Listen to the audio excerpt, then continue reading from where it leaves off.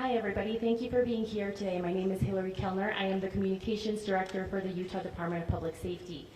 This evening we have FBI Director Patel, FBI Deputy Director Dan Bongino, Special Agent in Charge Robert Bowles, Governor Spencer Cox, Lieutenant Governor Deidre Henderson, and Commissioner Anderson, as well as Commissioner Bo Mason, as well as some local partners here present with us today. Governor will kick it off. Ladies and gentlemen, thank you for joining us here tonight. We appreciate the media and the partnership we have with you in helping us to get information out to the public so that we can catch this assassin and hold him accountable. We are going to share a portion of a video and that we have of the suspect, as well as some new stills. Those have already been released, but we want to make sure that they get as much attention as possible so that we can get help from the public in tracking down this evil human being. So we're going to cue up the video right now, show that. I've asked Commissioner Bo Mason if he would narrate to you what is happening in this video. Thank you, Governor. Bo Mason, Commissioner for the Utah Department of Public Safety. If you look up to the top left, you'll see the building where the shooter was proned out in the top left corner. We'll go ahead and play that video and I'll narrate as we walk through that. So here you see that the suspect ran behind that upper building. He's going to come out on the right, moves to this far right corner. As he does, he's going to climb off the edge and then drop down to the ground. As he did that, he left some palm impressions. There's some smudges, some places we're looking to collect DNA. There's a shoe imprint where we believe the suspect is clearly identified as wearing Converse tennis shoes. Again, we'll replay that again so you can get another view of that. It's important to note his black t-shirt, his black pants, and there appears to be some white on the soles of those Converse tennis shoes. Those are all identifiable items that we're looking for. In the stills that are going to follow this, you're going to see a very distinctive t-shirt with an American flag and appears to have an eagle on it. There's also a baseball cap with a triangle on it and a pair of sunglasses. All distinctive, all things that we would ask the public to look for and try to identify if they know someone who has those items, who has been seen wearing those items. We're looking for all that information. Here you see the suspect after dropping off the building. He moved around across this grassy area, around the parking lot. We're going to pan to the right.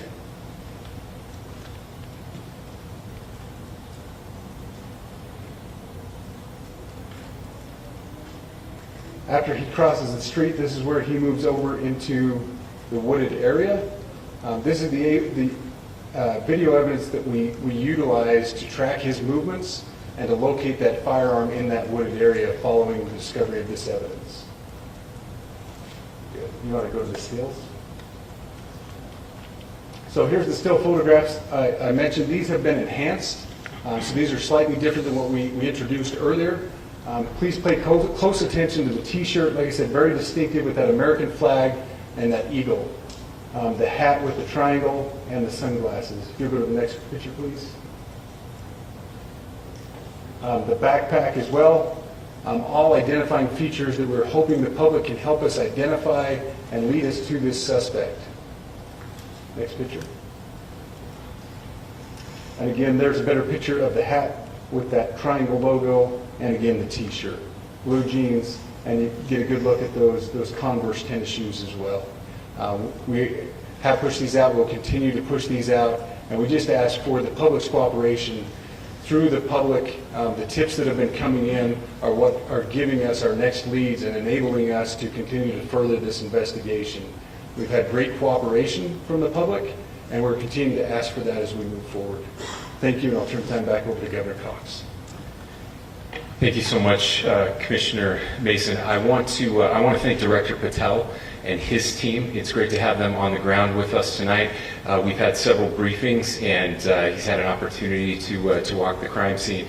We appreciate our local law enforcement here. Again, we have Mike Smith, who is the county sheriff here. We have all of our local chiefs of police that are here as well, all working hand in hand with the state and with the FBI as we move forward with this investigation.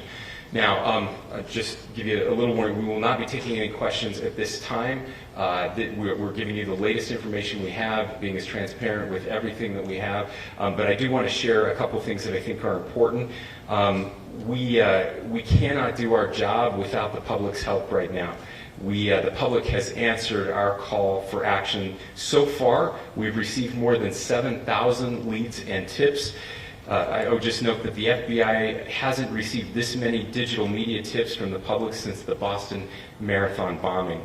This case also highlights the dedication of our law enforcement community. We have 20 federal, state, and local law enforcement partners that are working shoulder to shoulder to find the person who committed this horrific crime.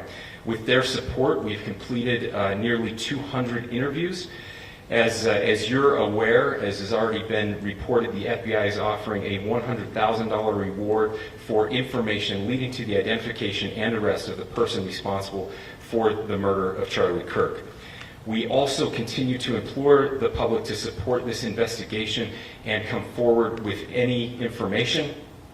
We are truly hopeful that this video and new photos will lead to even more tips. We are processing. We have an incredible team, a state and federal team working together to process those tips.